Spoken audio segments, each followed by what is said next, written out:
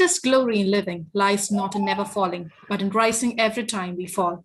Honorable Chief Guest of the Day, Dr. Sharat Shashidharan, respected dignitaries, guests, delegates, and all the participants.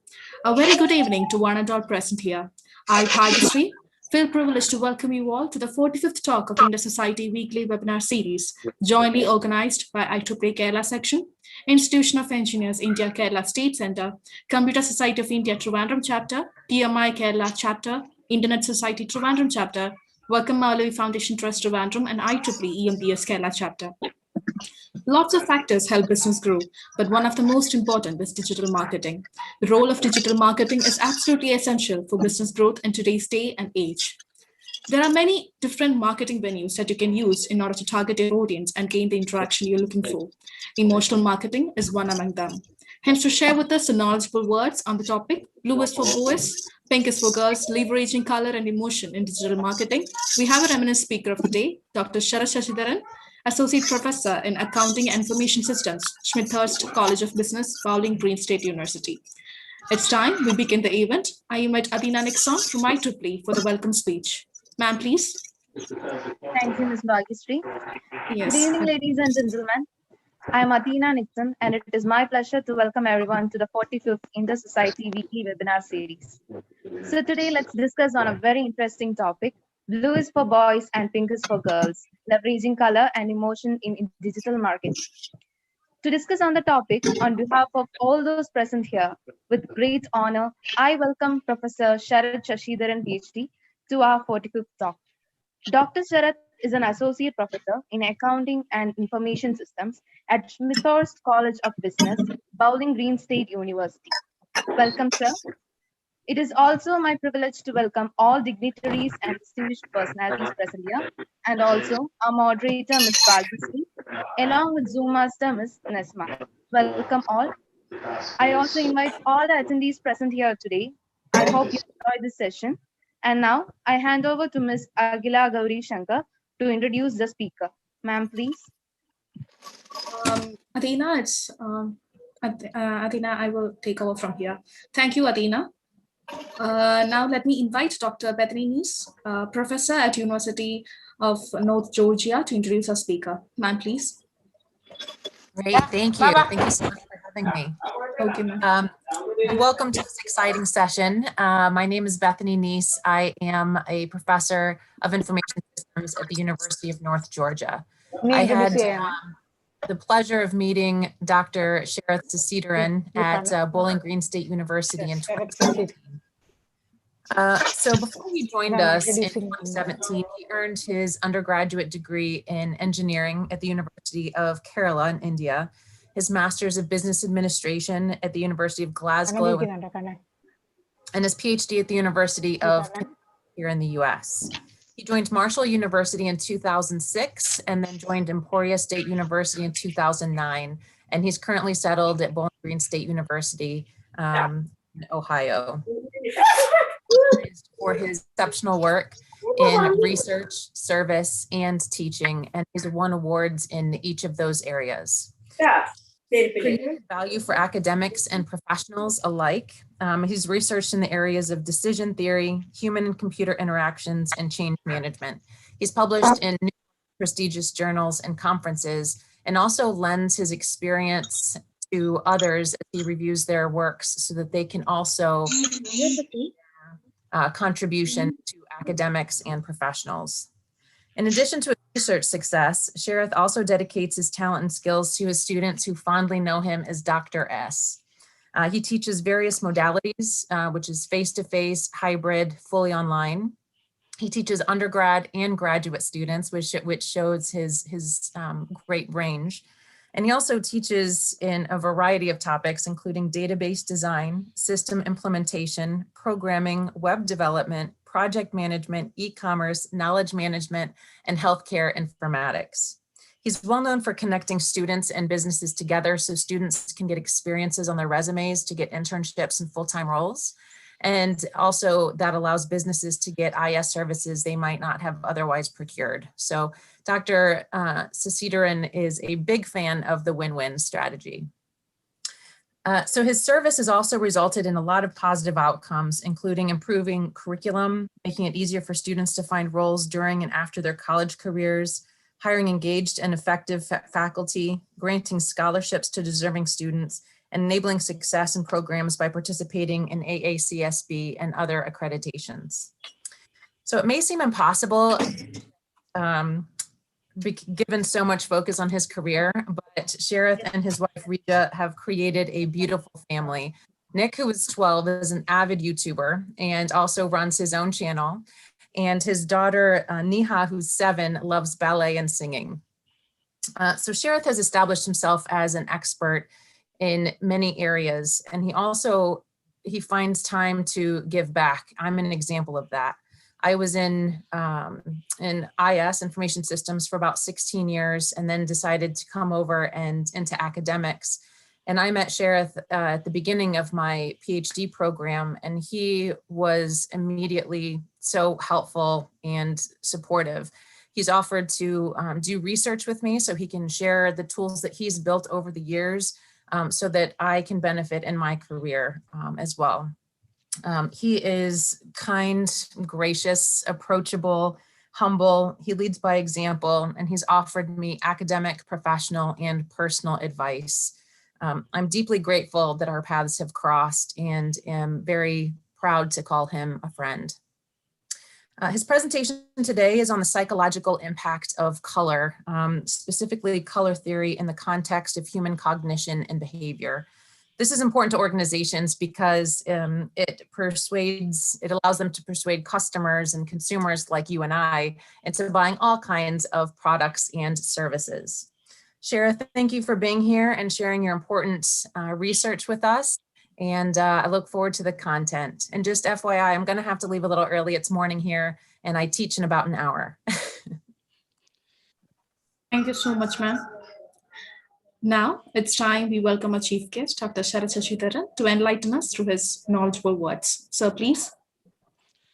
Okay, thank you, Bethany, for those nice words. I didn't quite realize how awesome I was, but thank you anyway.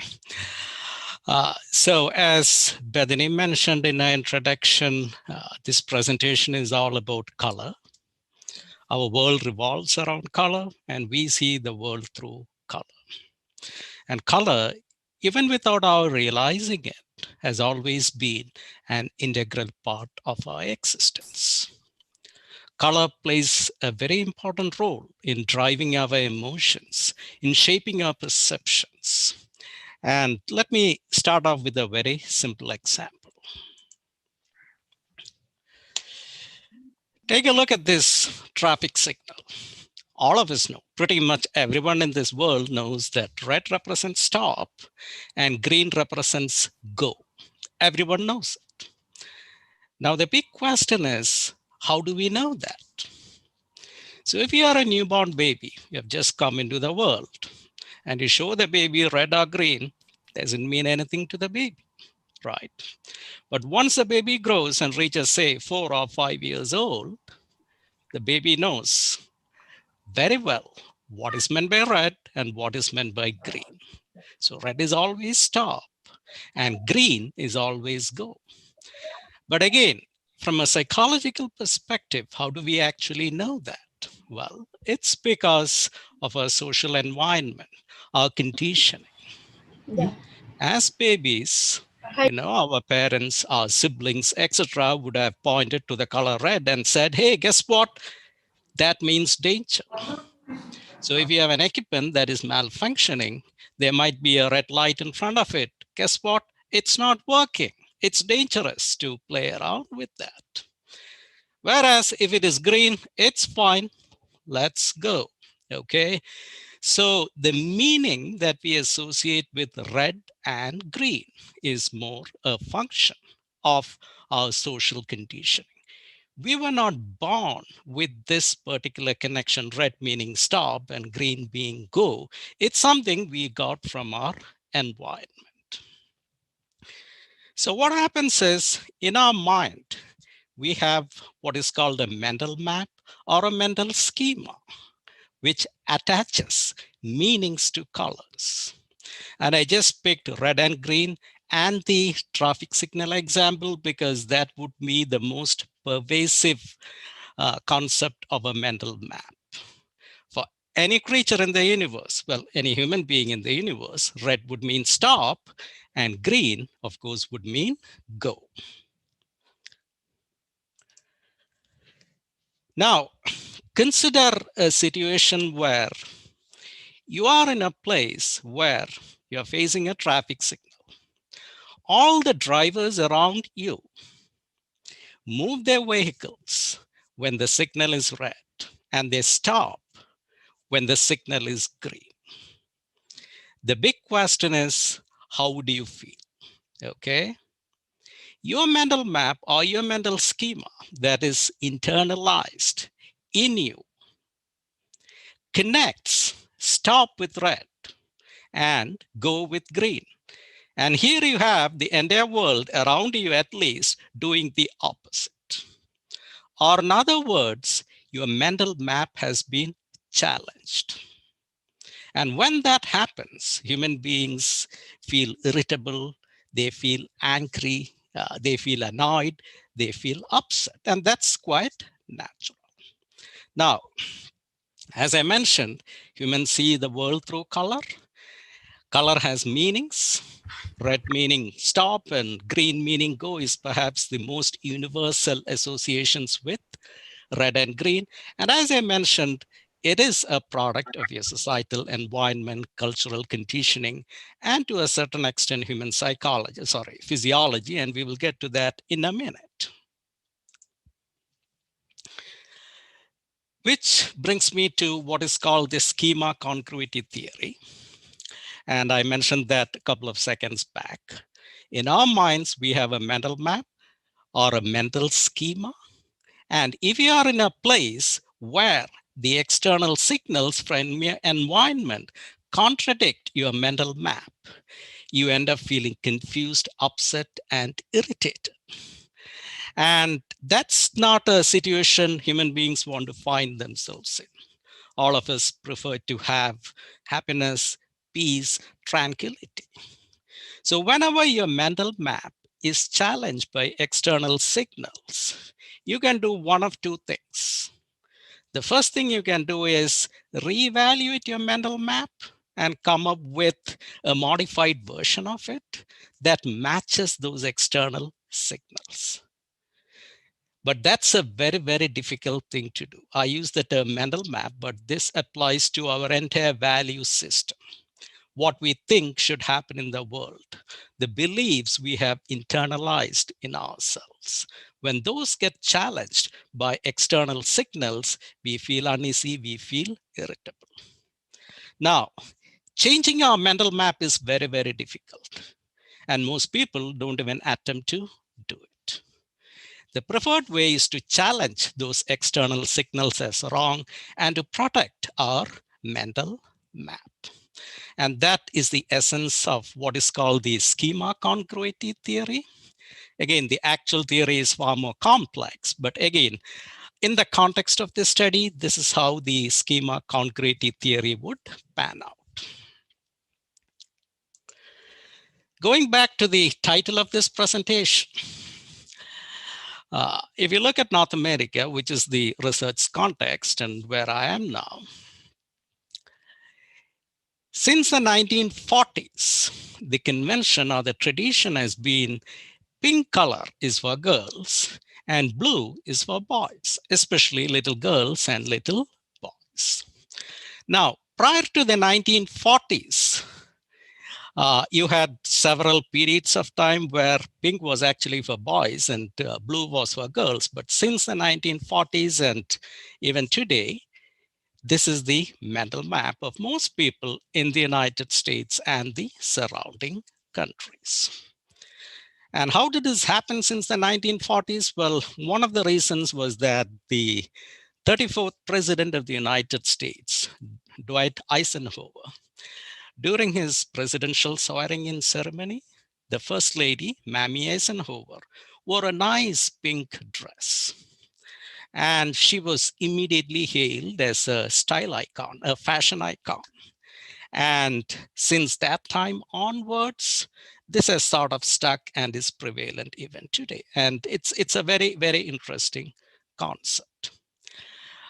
Color has always fascinated me. A whole lot of my research deals with color. And many years back, actually 10, 12 years back, I started dabbling in color research. And what I would do is I started off doing some behavioral experiments. You could call them pranks, okay? So this is my son. He's 6 months of age in this photo. Now, if you look at him, he could easily pass off for a girl at that age. And being a boy, you can see that surrounding him, the chair, the rocking chair that he is sitting in is actually blue in color. Okay, so if you go to any store in the United States, and if you go to the girl section, especially the little girl section, it's filled with dolls in pink and so on. If you go to the boys section, it's all various shades of blue, Superman and Batman and all the other stuff that boys like. Okay, so in his case, of course, we got him his blue rocking chair. Of course, he's not conscious of the connotation of blue with boys. He's too small to know that. So what I would do as a behavioral experience is I would dress him up in pink. Okay, now he's too young to protest. He doesn't know what pink is or what blue is, but I would dress him up in pink. And I would take him with me when I go shopping or when we go shopping. So this is a scene from a Walmart that is very close to my campus, to my university. So you can see him sitting in here. He's all bundled up because I believe it was winter at the time I actually took that photo. And what would happen is he would be dressed all in pink, okay? And this is a Walmart that is close to the university. So lots of my students would actually be working there or would be hanging around the place. So what I would do is I would push him in the cart along the place. And, my students, especially the girls, they would come over when they see the professor pushing the baby along. And they would take a look at him and, see him in pink. And it would be like, hey, Dr. S, guess what? You've got such a beautiful little girl. Oh, she's so much of a cutie. She's so pretty. Okay. I would listen to all that with a straight face, with a smile. And at the end, I would look at them and say, guess what? It's a boy. It is a boy. And you can see the stunned expression in their faces. They look surprised, they look shocked for the simple reason that their mental schema or their mental map has been challenged. Okay, so their mental map is boys should be in blue or shades of blue, and girls should be in shades of pink. And here is someone who is dressed up in pink, but the dad says it's a boy. So their mental schema or mental map has been challenged, hence the confusion in their face. So just by looking at their faces, I can sort of figure out what they are thinking. Oh my God, is it a boy? Why is it in pink? Pink is for girls. So that's their mental schema being challenged. And they have got two options there. One is change their mental schema. The other is think that the external signal, my son being in pink, is a wrong signal. And most of the time we go and find fault with the external signal. So, my students think, guess what? Dr. S, our professor, is a nice guy, but a little bit crazy. He's coming here dressed up, his son is dressed up in pink. Okay. So I can see it in their faces. Oh my God, the professor is crazy. And that's how the world actually operates. Colors have meanings associated with it. We have internalized it without our knowledge. And when we are in a situation when that internalization is challenged, we feel uneasy, We do not want to change our internalizations. So typically we shut out or find fault with the external signals. Now, this was 11, 12 years back. So this is my son today. And of course, I can't dress him up in pink. Okay, he would be absolutely infuriated and he won't allow me to do that. And he typically prefers to be in shades of blue. Okay, and he's 12. He actually turned 12 today and he's watching. So happy birthday, Nick. But again, blue is for boys. Now, if you take my daughter, okay, if you take my daughter, she is always a vision in pink. Okay, she can't let go of pink. So that's Neha at 6 months. That's a more recent photo. And if you look at this carefully, you know, she's got a pink top, a pink hairband. There is some pink here in her shoes. And of course, she is posing in front of her favorite pink flowers. And this again is a very recent photo. Again, pink, pink, pink. It's a vision in pink. You go to her room, it's all pink in there. And nothing surprising about it.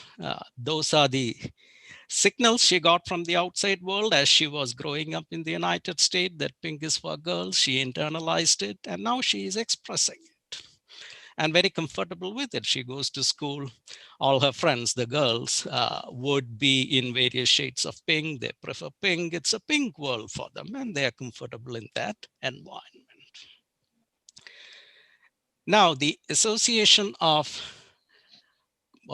associating meanings to color has got a cultural aspect to it.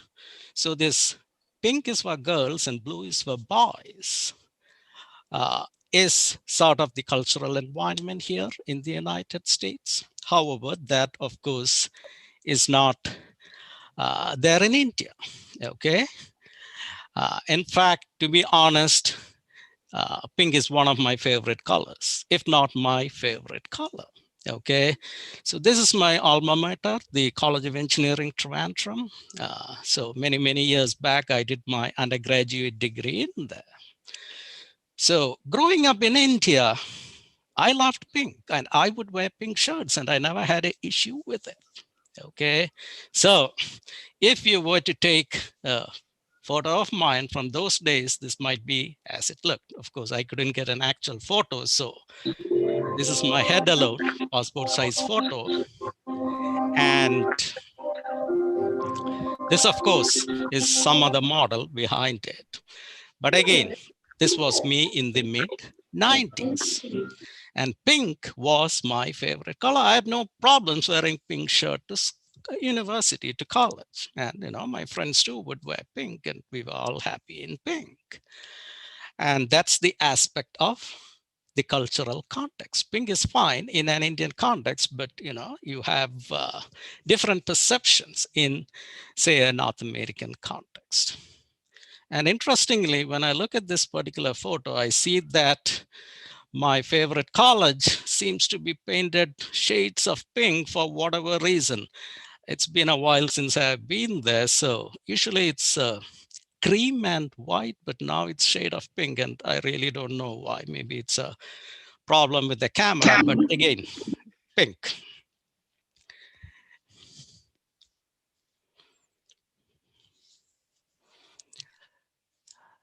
Yes, that is correct. So I have a comment saying that the scheme of color is in the US alone. Yeah, and I agree with that. You don't have that in India, which is why there is no problem to having pink in India. So that color coordination, as I emphasized, is in the United States. You don't have it in India, right? And that's the cultural aspect of it. So in India, it's perfectly fine. And that's why I mentioned pink is my favorite color in India, and I have no problems wearing it, you know, while I was going to university there or to college there. Now, another interesting anecdote. When I first came to the United States, and this was a couple of decades back, my cousin Bipin Prabhakar, he was at the airport to welcome me, okay? So we were going to his home in his car. And I could see him looking at me, through the side of his eyes, eyeing me like this. And I'm like, what is your problem? Haven't you seen me before? No, why are you looking at me like that? And he just smiled and said, what do you think you're wearing? What do you mean? What do you think I'm wearing? I'm wearing my favorite pink shirt. Well, you don't think you should be doing that here. What do you mean? I'm in the US for the first time, land of the brave. I'm here to make my life, my fortune. What should I wear other than my favorite pink shirt? So he, of course, our conversation was in Malayalam, so I will switch to Malayalam for a second. So he was like, "Day, നിന്റെ ഷർട്ടൊക്കെ പൂട്ടിക്കെട്ടി അങ്ങ് ബാഗിൽ വെച്ചോണം. ഇനി ഇവിടെ നീ pink shirt ഇട്ട് കണ്ടാൽ എൻ്റെ നീ അടി മേടിക്കും." And I'm like, hey, why is this guy saying this to me? So I asked him, what is the problem? And he is like, നീ അത് താനേ മനസ്സിലാക്കിക്കോളും. ഇനി മുതൽ ഞാൻ നിന്നെ ഈ പിങ്കി കാണൽ. So that conversation stuck with me. Okay. And later on, after my PhD, when I got into color theory, I sort of gained a better understanding of that. So you have this cultural context for color. And again, this presentation, of course, because I'm in a North American context, I'm referring primarily to color connotations in the context of the United States. But again, color has significance for us. It has a cultural context.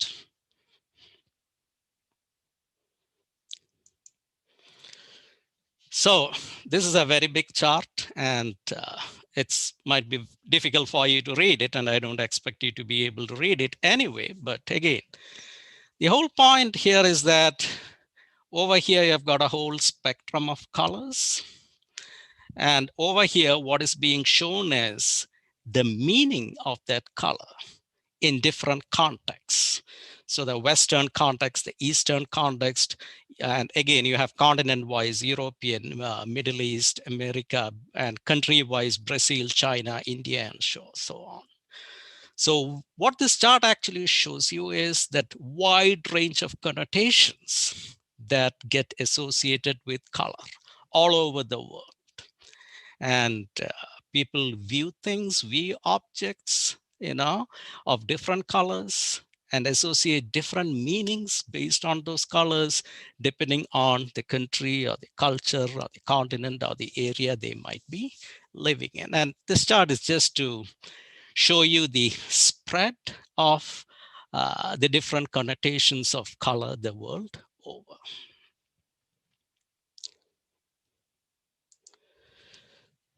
Now, let's take the color red. Red in the context of a traffic signal means, stop, and that's pretty universal. And the color red is fairly universal anywhere in the world. It refers to danger, fight, flight, passion, excitement, and things like that. The other thing about the color red is it's got a physiological aspect in that when you are faced with the color red, your body generates what are called flight hormones. Red means danger. So your body is getting ready to run away from something or to fight something or someone, and which is why the body automatically generates flight hormones. So color too can result in physiological changes, hormones being generated in your body. Now, all these associations of color with human emotion, human perceptions are well known to marketing researchers and marketing professionals. So what they do is, when you have a product or a brand and you want human beings to associate certain emotions with it, then they apply that particular color to whichever is a product or brand that you are selling. So red, as I've said, is the color of urgency, passion, excitement, which is why if you look at fast food chains like KFC, McDonald's, and so on, and within the US, other chains like Arby's and Wendy's and so on, they always have red in their buildings, in their logo. They cannot do without red. Coca-Cola, of course, is a global brand, one of the best known, and they show red prominently. Because the people behind creating these logos, the marketing professionals, know that the color red conveys a sense of passion and excitement to human beings. And they want that passion, that excitement to be associated with Coca-Cola. The other thing, the physiological impact of red is it tends to increase your appetite. So if you're running a fast food joint, what you want is people to get in there, feel really hungry, really fast, eat as much of the stuff as they can, and get out of there. Physiologically, red is the best color for that.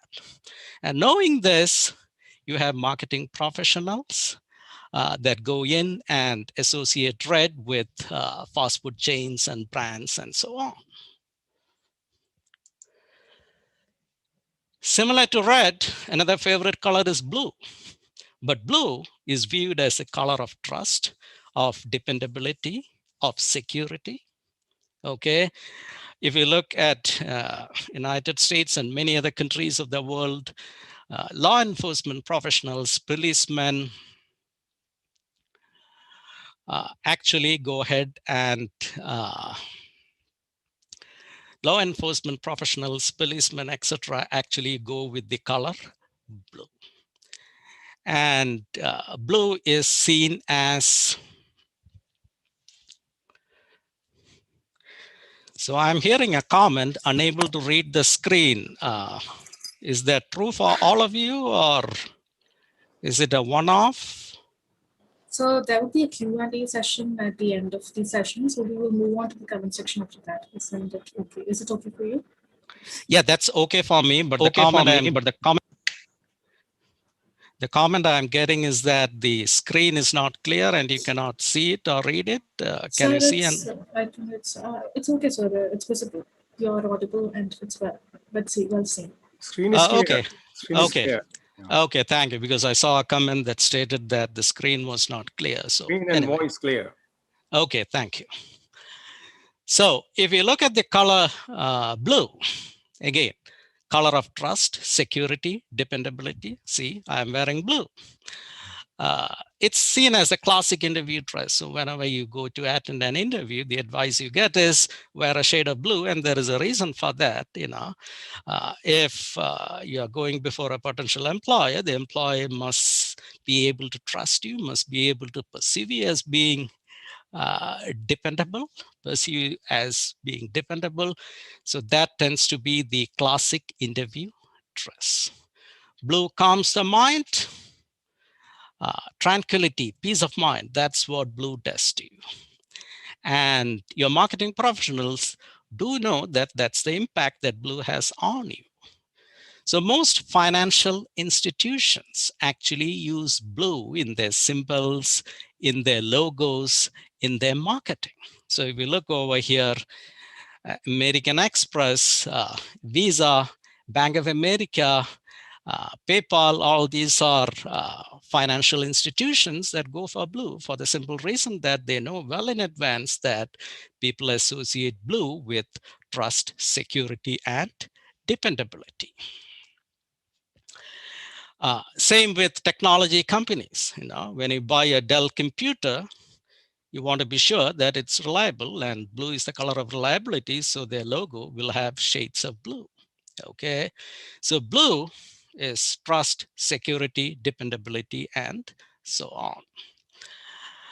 Now, a physiological aspect of blue is it curbs appetite.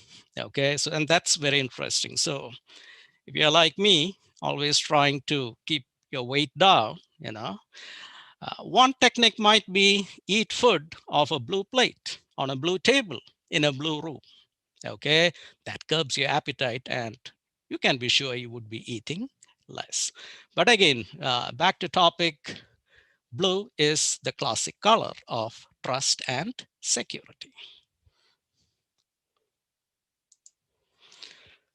Orange and yellow, cheer, optimism, enthusiasm. You want to live, you're hopeful, you're looking forward to the future. That's what orange and yellow usually convey.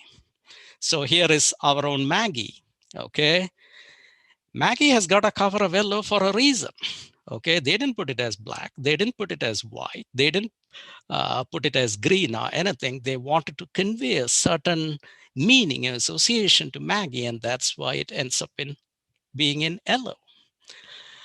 MACD, of course, red is a predominant color, fast food chain. Okay, and they also have got an yellow. Our favorite Fanta, of course, is in orange, good cheer, hope for the future. So that's sort of the association that the people behind that branding actually wanted to go in for. Another color is green. Okay, that's in the context of a traffic signal, of course, that is go, but generally it's associated with health, nature, the outdoors, money, and so on. And marketeers have actually adopted that. So if you look at the fruit drink Tropicana, the logo is in green. TD Ameritrade, that's a stockbroker. So dealing with money, green goes in well.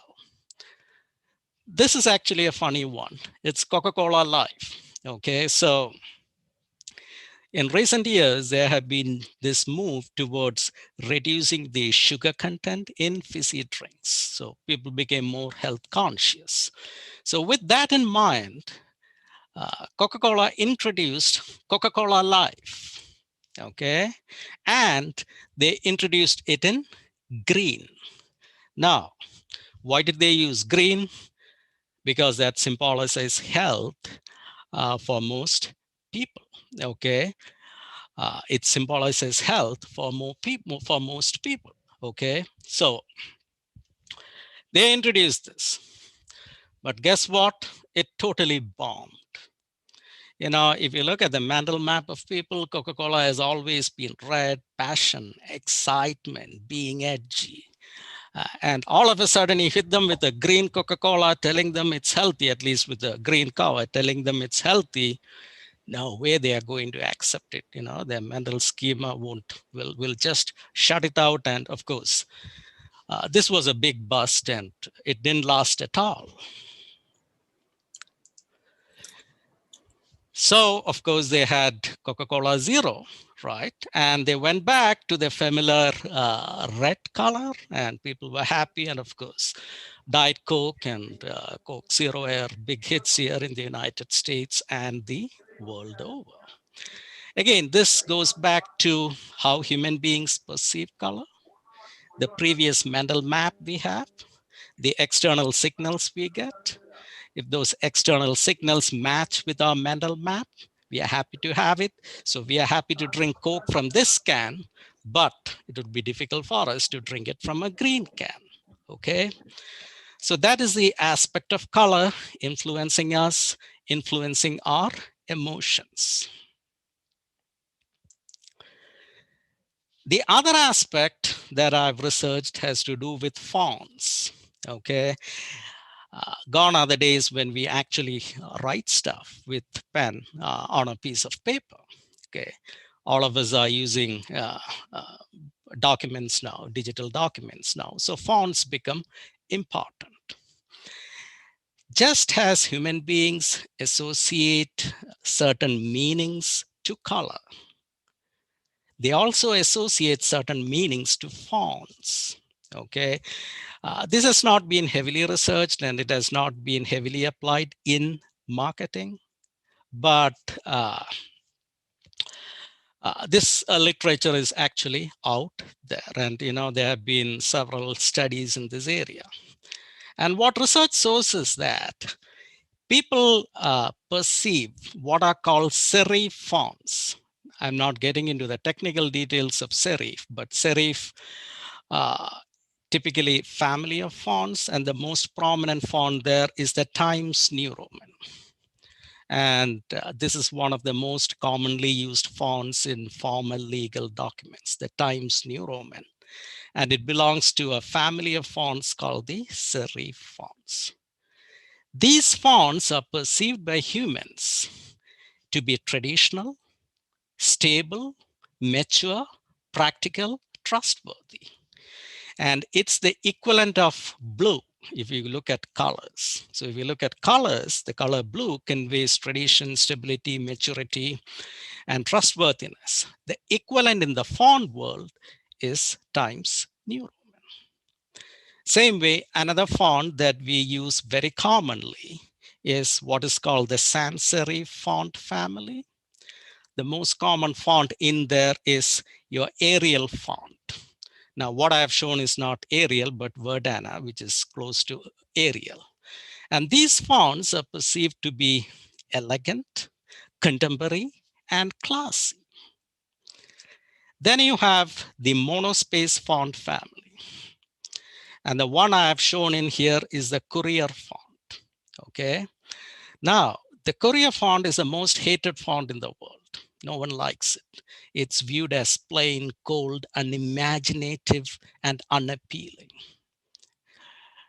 And then you have another font family called Script. So that's when you write in what you call cursive writing or something close to that. And what I have shown here is the Christian font, which is part of the Script family. And this one is perceived to be casual, youthful, rebellious, and exciting, passionate. So just as colors have meanings associated with it, fonts too will have meanings associated with it. And there have been one major research study conducted on fonts. And this was actually conducted by Lexmark, which is a printer company. And what they actually did was, this study was conducted in Britain, and they had people, and their people were exposed to several different fonts. And they were also given a list of prominent personalities in the UK, in Britain. And what they were asked to do is take a look at a font, match it to a prominent individual or one of those prominent individuals in the list. So a vast majority of people match the serif font, and this is a font family. The actual font is Times New Roman, with Anna Ford, who she's retired now, but she used to be a very reputed journalist and television presenter in Britain. And she worked for the BBC and other channels. So when Anna Ford comes to the TV and says something, people believe her. And that's why they associated the Times New Roman font with Anna Ford.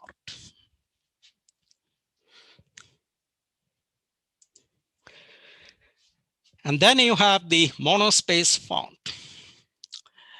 And what the respondents in that particular study did was they associated the monospace font with a character named Ian Beale of EastEnders. So EastEnders is a soap opera that has been running for quite a while in Britain. I don't know if it is there currently.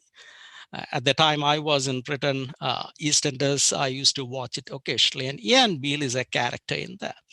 And no one liked him. No one liked him. You could call him the villain. He's not really the villain of that particular serial, but no one really liked him. It's a character viewers love to hate. And so the respondents of this research study, when they saw the monospace font, and this is the Courier font, monospace is the name of the font family, so the specific font is Courier, they associated that with Ian Beale because they felt this font is a hated font. They don't like it. They feel unhappy when they see it. So that was the association of Courier.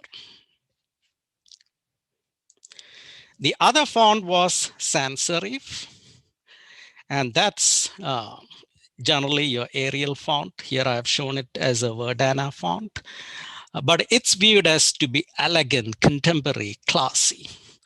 And the personality that was associated with the Verdana font was Richard Branson, who is a business magnate, investor, and philanthropist in Britain. And of course, he is the owner of the Virgin Group. So pretty much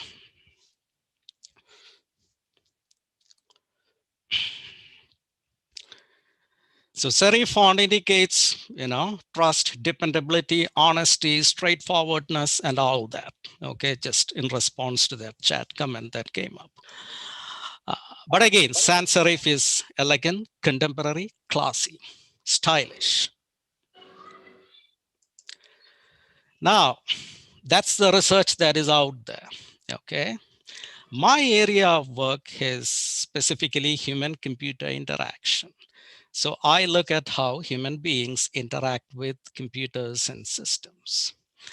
And what I was interested in was, there's a lot of research on color, some research on font, but very few research studies that have actually put them together. So that was what I was trying to do. So this was what I had in mind.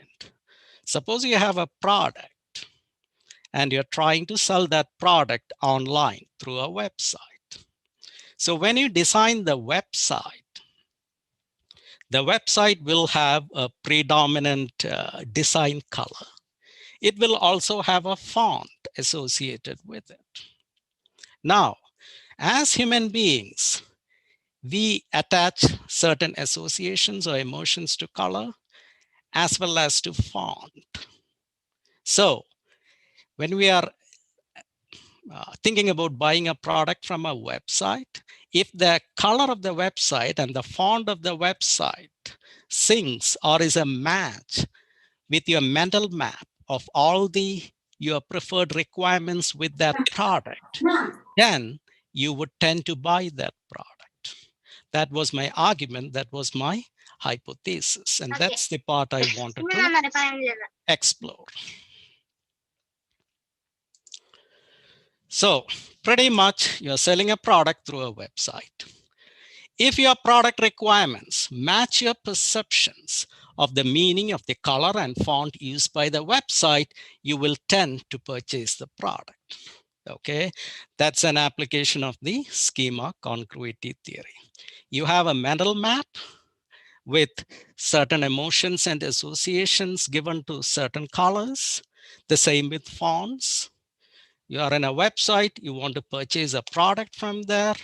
If the color, the dominant color used to design the website and the font that is used in that website syncs or is a match with your preferred requirements of the product, then you are more likely to purchase the product. So that was my hypothesis. There were actually 4 or 5 of them, but in a nutshell, that's the hypothesis that we go in for. So research design. Again, I'm not getting into any of the technical aspects, but I used what is called a 2 by 2 by 2 factorial design, and I will quickly show that using some images. So basically what I did was I created 2 categories of websites. The first website deals with selling financial products, bank loans, mortgages, and the like. The second design deals with products for the outdoors, say camping equipment, hiking equipment, skis, hiking boots, and the like. So I created 2 different websites, one selling financial products, the other selling outdoor services. For each of these categories, I had 2 dominant design colors. So for the financial services website, I would have 2 versions of it, one in blue, the other in green. And this is, of course, the dominant background color. So one would be in blue, the other would be in green. For the outdoor services, again, I would have a blue version and a green version in there. And then I went ahead and for the financial services with blue as the dominant color, I came up with 2 different versions. One in which the text is using the Times New Roman font, the other in which the text is written in the Christian font. So in short, these were the different categories of web pages that I had. So financial services, color blue, font, Times New Roman. Financial services, prominent color being green, using the Kristen font, and so on and so forth. And what my hypothesis is, suppose you want to purchase financial services. Which website would you prefer the most? Well, the idea is, if you're dealing with the financial aspect of things, you want trust, you want dependability, you want honesty in transactions. And in your mental map, the color for that is blue. And Times New Roman, of course, is a font that conveys all the things that blue conveys, trust, honesty, dependability. So for selling a financial services product, if you have a website with the dominant design color being blue and the font being Times, it is highly likely that you will trust this website the most and purchase the product. Same way, if you are looking at outdoor services, you are looking at the great outdoors, right? Hiking, camping, nature. So in your mental map, the most appropriate color would be green. And again, you're speaking of the outdoors, okay, about passion, being free birds. The corresponding color would belong to the corresponding font would be the Kristen font, which belongs to the script family. So this is a font that is usually associated with excitement, outdoors, being a free bird, and so on. Or in other words, if I were to buy camping equipment, then this particular website with green as the dominant color and Kristen as the font would be my website of choice. And all the others, of course, would come somewhere in between that. So of course, the next step, of course, is you recruit participants for your study and you allot them to each of these websites, ask them to go through it. And finally, you give them a questionnaire which measures their extent of trust in that particular website. And trust is a very powerful indicator of whether you plan to purchase from there or not. So this is essentially my research design and research propositions. And I actually conducted the experiment, and again, pretty much everything fell into place when the results of the study were analyzed.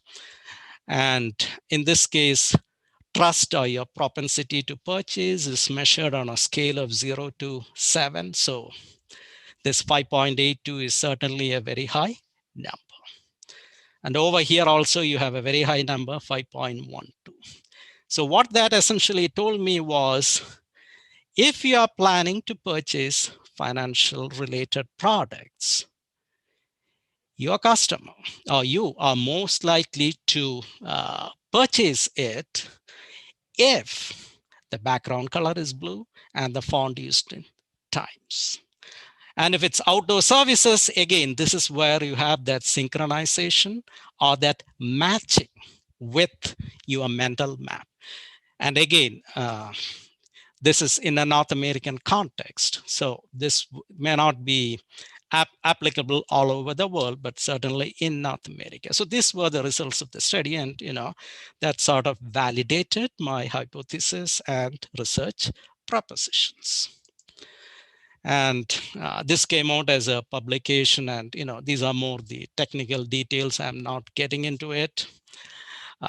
But essentially, the high you see here was the financial services website with blue color and Times font, followed by the outdoor services website with green color and Kristen font that had the highest level of trust in it. But let's leave those technical details aside. But in short, when you have a website selling your product, your customer is most likely to purchase that product if in the design of the interface, the web page, say, the color that is used and the font that is being used syncs with your perceptions of your requirements in that particular product.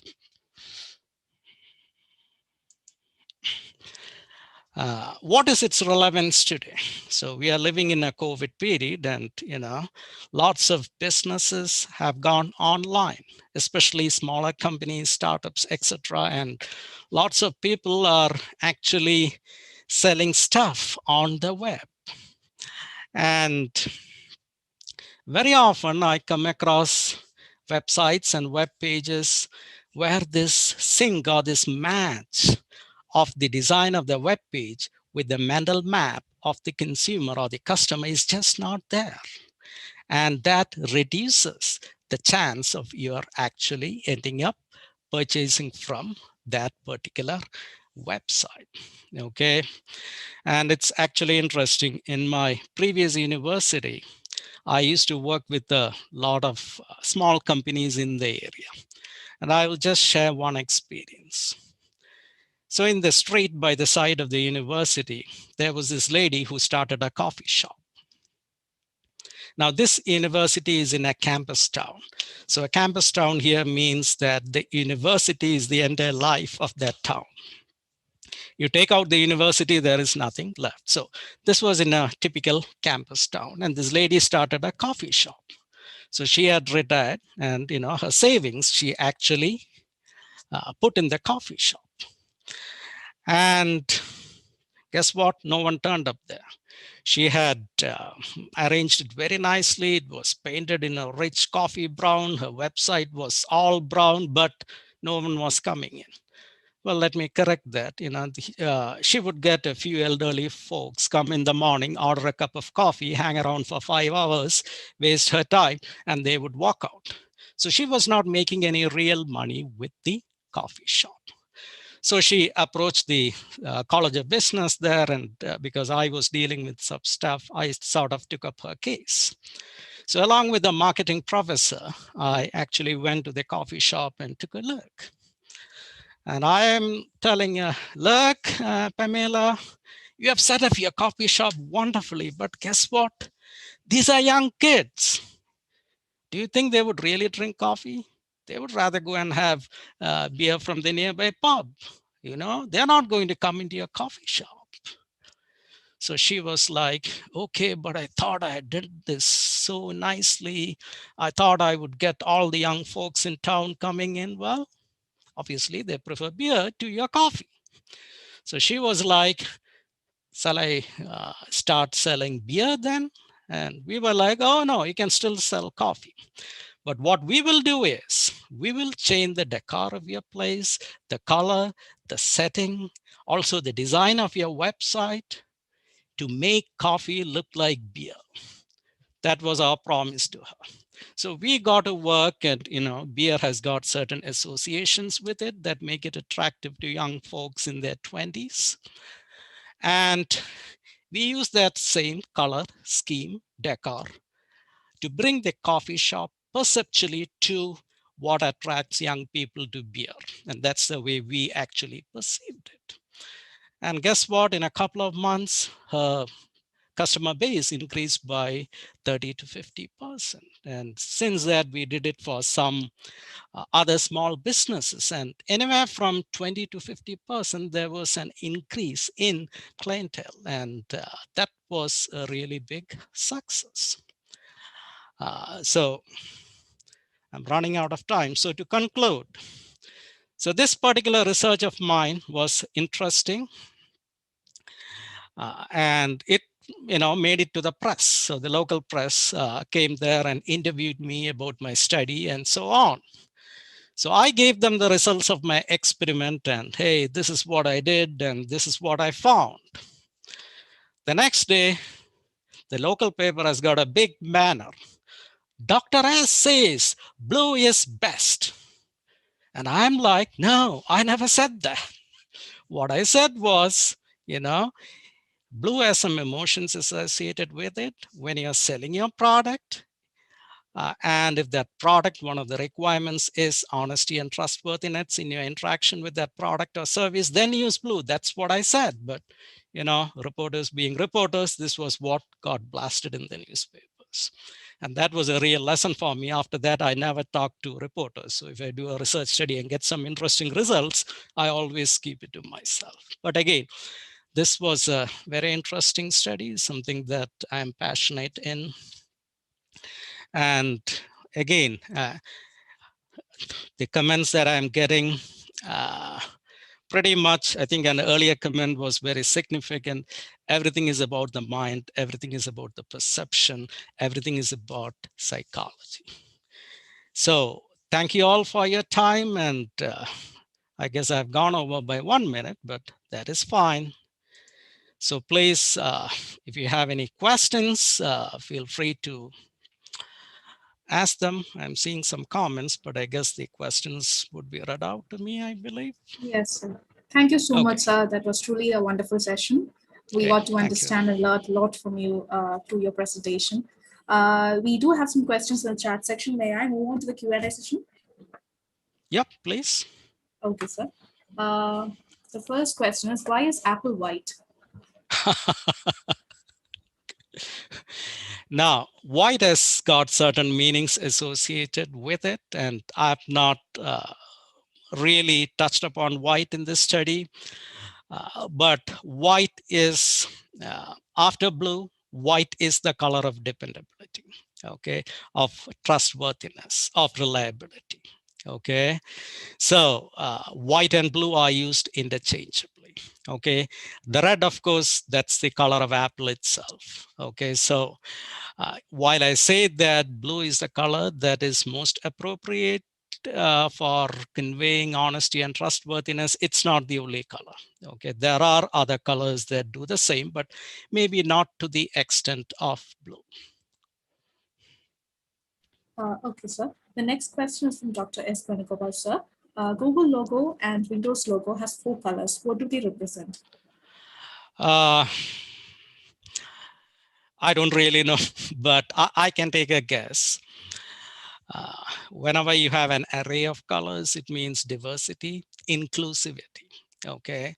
And the current cultural movement, especially in North America and Europe, is towards embracing diversity, being inclusive of everyone involved.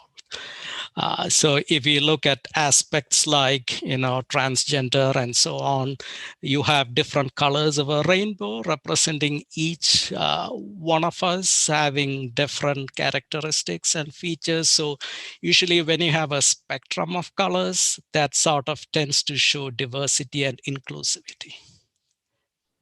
Okay, sir. The next question, why is there so much importance for colors in life and business? How is it a marketing strategy? Well, internal to us, we always associate or we attribute certain meanings to color. And that's internalized. That's in us. We are not consciously thinking about it. As I said, blue is the color of dependability. White too is the color of dependability.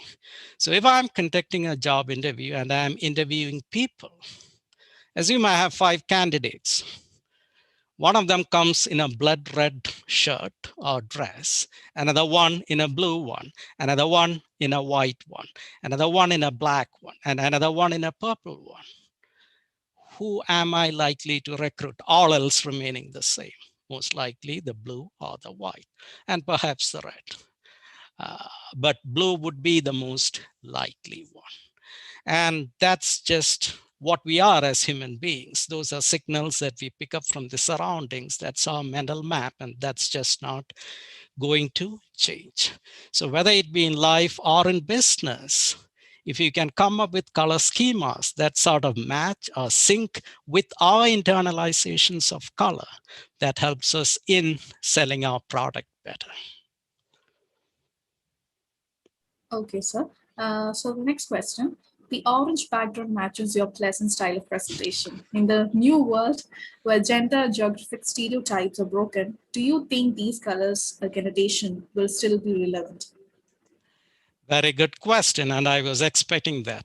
As to the color of my background, well, orange happens to be the color of my university. Okay, so you can see the logo in here, it's in orange. So my dean is not watching this presentation, but if he were watching, he might expect me to wear an orange top to show my allegiance to BGSU. But again, that's a whole different thing. I didn't wear orange because that would be too much of orange around the place. But again, back to the topic, society is changing. Okay. And as society changes, would such stereotypes be there? Well, uh, society is always in transition. So even if we look at the pink is for girls and blue is for boys, that was there since the 1940s. Now, if you look at the period prior to the 1940s, there were decades or centuries where pink was the preferred color for boys and blue the preferred color for girls. So it's society in transition. And as we move along, mental schemas and mental maps will keep on changing.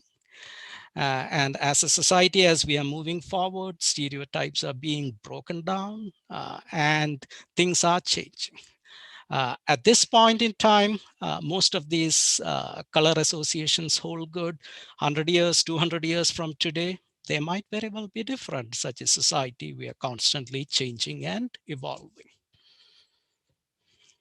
Okay, so the next question is again from Dr. Venugopal sir. National Geography logo is yellow in color. What could be the logical and rational reason behind it? Could you repeat that first sentence? National Geography logo is yellow in color. Oh, National Geographic. Yes. Yellow is the color of happiness, okay? Enjoyment, hope for the future. Now, typically green might have very well been a better color. So if you look at organizations like Greenpeace and so on, they do have green, but National Geographic went with yellow. But again, that is hope for the future and so on. The other aspect that I didn't touch upon is, so my entire proposition, my entire argument is when the outside world matches our mental map, we are happy and we tend to purchase or interact more with that person, entity, or object. Now, the reverse can also hold true. If you see an external signal that contradicts your mental map, you might feel irritable, but that might make you think, okay, why is this so different from my mental map? And sometimes people start thinking, and in the process of thinking, they end up forming a connection with that product. So the opposite too can happen. But again, I don't have a very good answer why National Geographic went with yellow, but at least they didn't go with red. I would have preferred to see in green, but yellow is good enough, I guess. It's happiness, joy, hope for the future. Why people choose blue for boys and pink for girls and not any other color? As I said, this is something that has evolved over the years. So prior to the 1940s, there were periods in history when the opposite was true. Blue was for girls and pink was for boys. So in the period we are living in, such is the case. And as I mentioned at the beginning of the presentation, in 1953, when Dwight Eisenhower was sworn in as the 34th president of the United States, his wife, the first lady at that time, Mamie Eisenhower, was dressed in a beautiful pink dress. Okay, so in the United States, presidential inaugurations and the first lady are held in very high regard. And when Mrs. Eisenhower, the first lady, came dressed in this beautiful pink dress, the press went gaga over it. Oh, so beautiful. She's so stylish. And after that, what happened was you have marketing professional pushing pink as the color for girls. So this is actually, to a considerable extent, also driven by marketing. So that is the place we are in. But as someone else mentioned, stereotypes are being broken, and this may not be the case 50, 100 years into the future. But in North America, at this point in time, this is generally the case. And it just was an evolution over time. So the next question is from Dr. N. Pankesar. 7 colors in spectrum, 7 ragas in music, 7 chakras in yoga correspond to each other in intuition. Any comments on this?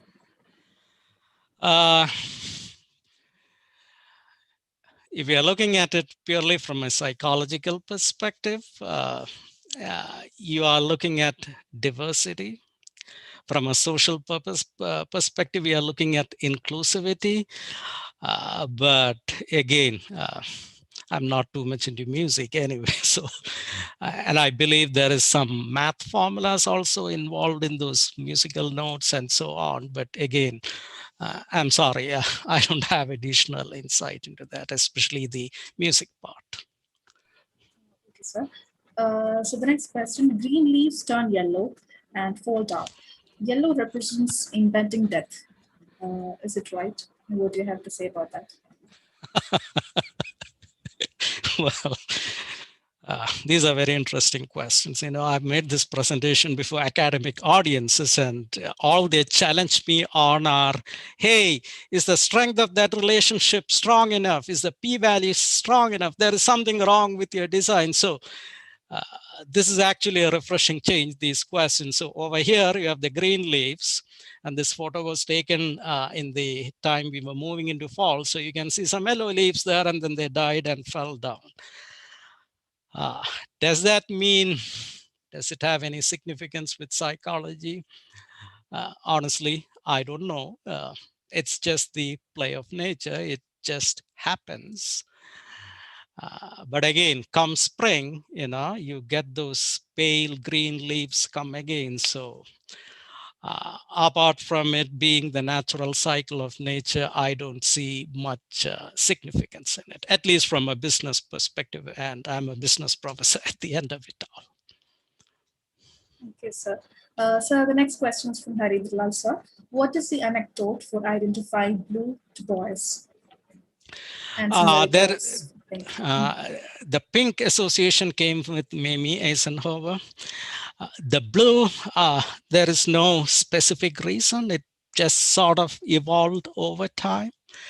And if you look at it, marketing professionals push blue onto boys. And so if you go to one of these toy stores here, in the little girl section, you will get all this stuff in pink and mainly dolls. And if you look at the boys section, you have Superman dressed in blue. And I've, I couldn't identify anything that specifically pushed blue onto boys, but again, it's more done by the marketing professionals over time. Okay, so that was the last question. Hence, we have come to the end of the Q&A session. Thank you so much, sir, for all those words of wisdom. Now, let me welcome A. Suhai, sir, from Rakamauli Foundation Trust, Trivandrum, to propose a vote of thanks. Sir, please.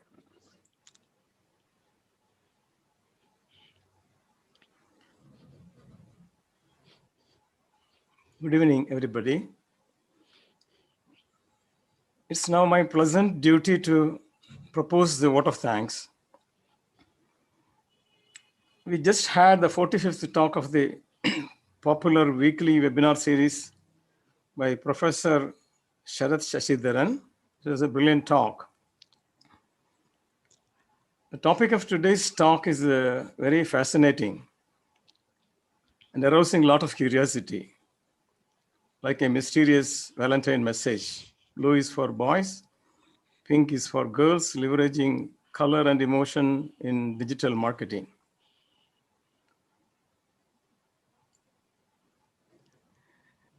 We are all living in a very colorful world, but still we are ignorant about the meaning and value of colors. Professor Sharath has revealed many secrets about colors, and he planted inside us a deeper insight into the world of colors and connected with the business applications and in our civil life. It was really amazing to know the impact of colors on our psyche and emotions and how to make this an advantage in our business dealings. So it was a truly insightful talk of great practical value. We never knew that colors have so much impact in our life and how to make use of these values to make more profitable, more meaningful, more interesting, more refreshing life. Colors have always been a fascination for all of us.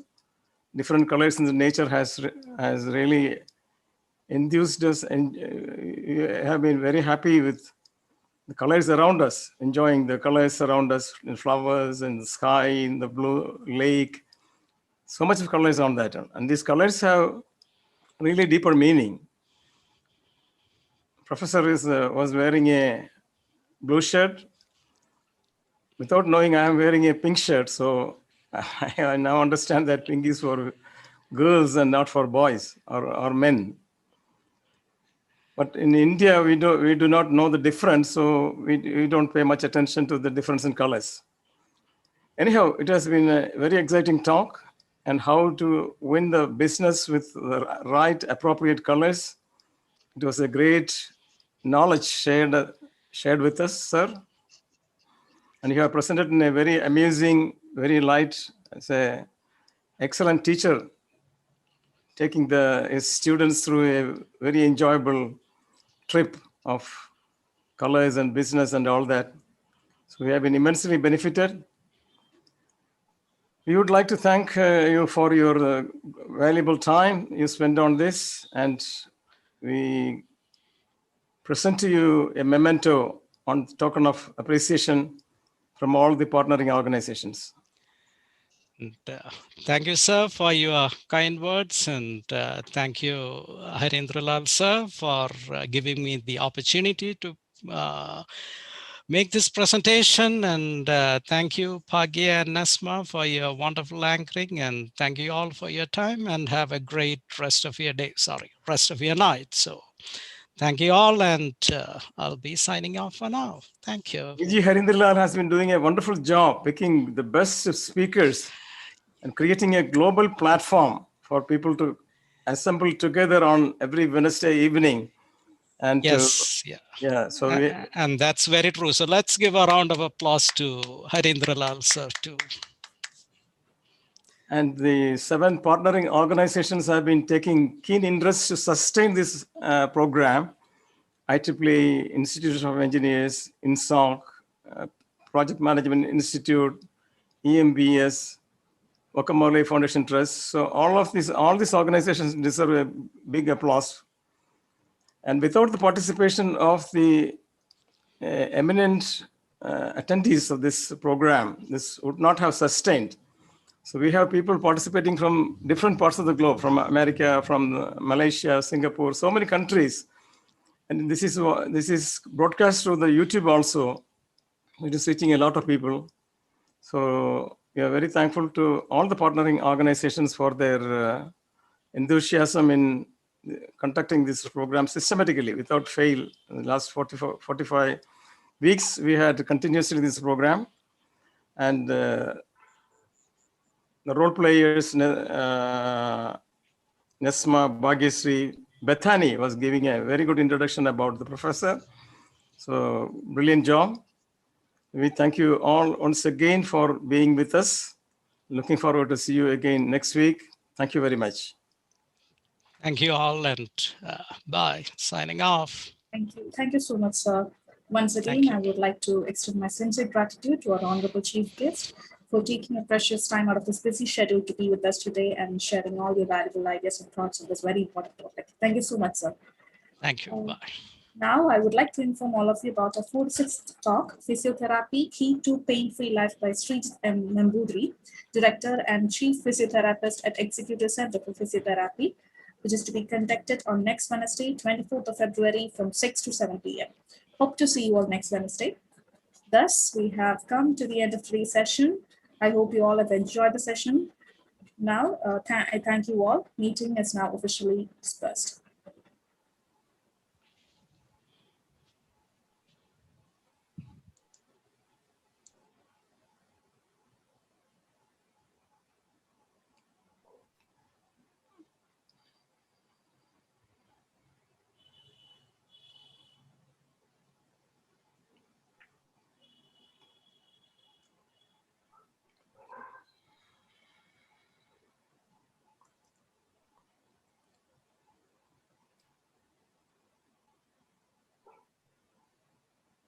Okay, Nisma, you can close the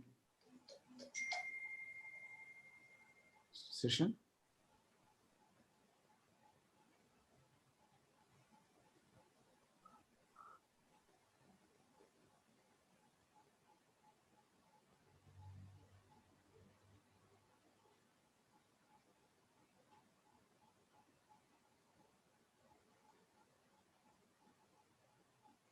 Sir, as Suhail sir is the host, he will be the only one who will be able to terminate the meeting.